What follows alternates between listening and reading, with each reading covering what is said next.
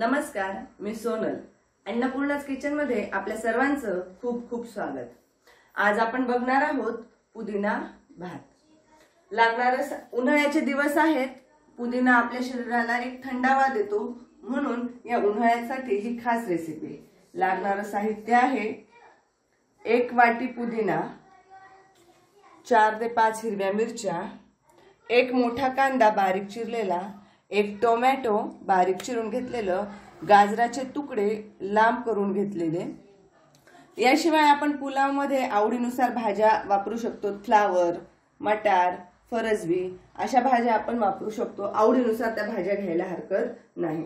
याशिवाय आपल्याला लागणार आहे लसूणची पेस्ट म्हणण्यापेक्षा थोडा ओबडधोबड कुटलेला लसूण, 4 हिरव्या मिरच्या, 4 दालचिनीचे तुकडे, अर्धा लिंबाचा रस, काजू, जिरे, बिर्याणी मसाला किंवा पुलाव मसाला, 4 तेजपान, 2 चमचे साजूक तूप नसेल किंवा साजूक तुपाऐवजी आपला साधं तेल वापरलं तरीही चालेल. आणि मी इथे 1.5 वाटी बासमती तांदूळ भिजवून घेतलेला आहे. त्याला एक 20 ते 25 मिनिटं पाण्यात ठेवून नंतर तो निथळून उपसून घेतलेला आहे. हा तांदूळ 2.5 वाट्या. मीठ सांगायचं विसरले होते, आपल्याला यामध्ये चवीनुसार मीठ सुद्धा लागणार आहे. आता आपण या पुदिना भातासाठी लागणारी चटणी बनवून घेऊया. त्यासाठी मिक्सरच्या भांड्यामध्ये मी घेतले आहे पुदिन्याचे पानं. बरेच जणांची तक्रार असते की पुदिन्याची चटणी करताना किंवा पुदिना वाटताना ती चटणी काळी पडते. तर त्यासाठी काय करायचंय, आपण पुदिना आणला, निवडल्याच्या नंतर फ्रीज मध्ये ठेवायचा आणि ज्यावेळेस आपल्याला बनवायचंय त्याचं काहीतरी, त्यावेळेस तो फ्रीज मधून काढायचा. फ्रीज मधून काढून लगेचच जर आपण तो वापरला तर चटणी काळी पडत नाही. आणि जर तुम्ही फ्रीज मध्ये नाही ठेवला तर चटणी वाटताना त्यामध्ये 2-3 बर्फाचे तुकडे टाकले तरीही चालतील. आता यामध्ये पुदिन्याचे पानं, 3 ते 4 हिरव्या मिरच्या आणि चवीनुसार मीठ. यामध्ये थोडंसं पाणी घालून आपण ही पेस्ट वाटून घेऊया. आता आपण भाताला फोडणी घालून घेऊया. यासाठी मी एक जाड बुडाची कढई इथे गरम करायला ठेवली आहे. त्यामध्ये घालूया 2 चमचे साजूक तूप. तेलाचा वापर केला तरी चालतो, पण साजूक तुपाने याला चव छान येते.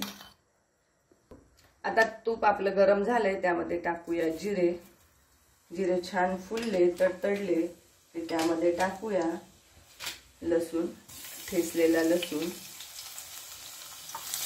त्याला परतून घेऊया. त्यानंतर त्यामध्ये टाकूया दालचिनी, यामध्ये जाईल आता तमालपत्र आणि मग टाकूया कांदा, बारीक चिरलेला कांदा. कांदा थोडासा असा ट्रान्सपरंट होईपर्यंत आपण भाजून घेऊया, तळून घेऊया, परतून घेऊया.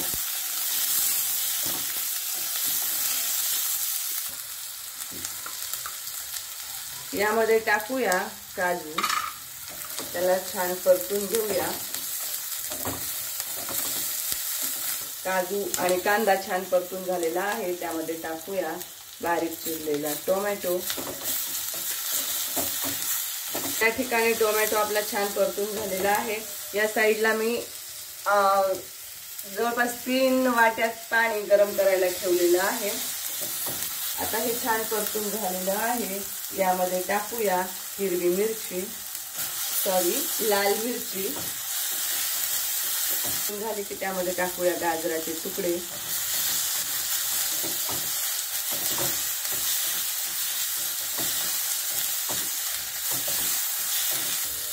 आता यामध्ये टाकूया आपण हा बिर्याणी मसाला. बिर्याणी मसाला कुठल्याही किराणा दुकानात सहजपणे मिळतो, तो आपण टाकूया.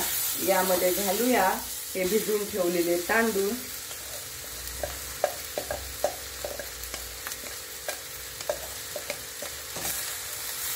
गॅस कमी करायचा आहे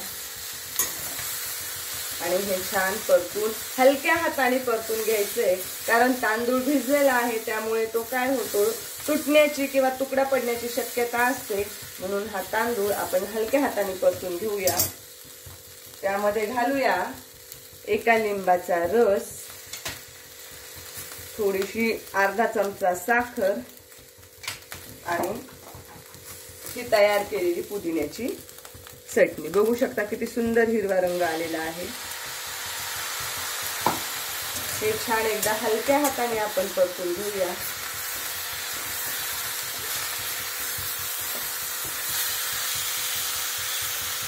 पुदिन्याची चटणी, लिंबूचा रस आणि साखर हे कॉम्बिनेशन अगदी जबरदस्त लागतं. नक्कीच ही रेसिपी तुम्ही ट्राय करून बघा. आणि अजूनही तुम्ही माझ्या व्हिडिओला, माझ्या चॅनलला सबस्क्राईब केलं नसेल तर नक्कीच सबस्क्राईब करा. परतून झाला आहे. यामध्ये हे मी मोजून घेतलेलं पाणी आहे. या वाटीने माझ्याकडे 1.5 वाटी तांदूळ होते, तर मी आता हे 2.5 वाट्या पाणी गरम करून घेतलेलं आहे. हे पाणी आपण यामध्ये टाकूया.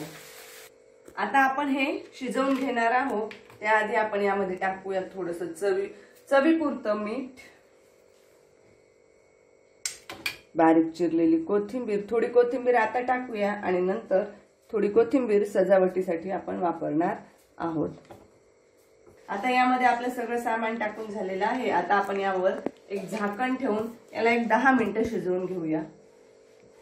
आता एक 5 मिनिटांनी आपण याला खालून हलवून घेऊया. हलक्या हाताने हलवायचं आहे. बघू शकता किती छान शिजतोय. त्यानंतर परत झाकण ठेवून एक 5 ते 7 मिनिट आपण याला शिजवून घेऊया. आपण बघूया आपला भात तयार झालाय का. बघा किती सुंदर आपला हा भात पुदिना पुलाव तयार झालेला आहे. असा पुदिन्याचा सुवास घरभर दरवळतो आहे. आता यावर टाकून घेऊया बारीक चिरलेली कोथिंबीर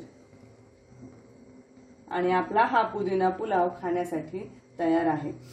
आपण अजूनही जर माझ्या चॅनलला लाईक, शेअर आणि सबस्क्राईब केलं नसेल तर नक्की जरूर करा. आणि माझे व्हिडिओ आपल्यास कशा वाटतात ते कमेंटमध्ये नक्की सांगा. अशा पद्धतीने आपला हा पुदिना पुलाव किंवा पुदिना भात तयार झालेला आहे. कैरी होती माझ्याकडे, कच्ची कैरी. मीठ टाकून पुदिना भात आणि कच्ची कैरी हे कॉम्बिनेशन अगदी भन्नाट लागतं खायला. जरूर ही रेसिपी नक्की ट्राय करून बघा.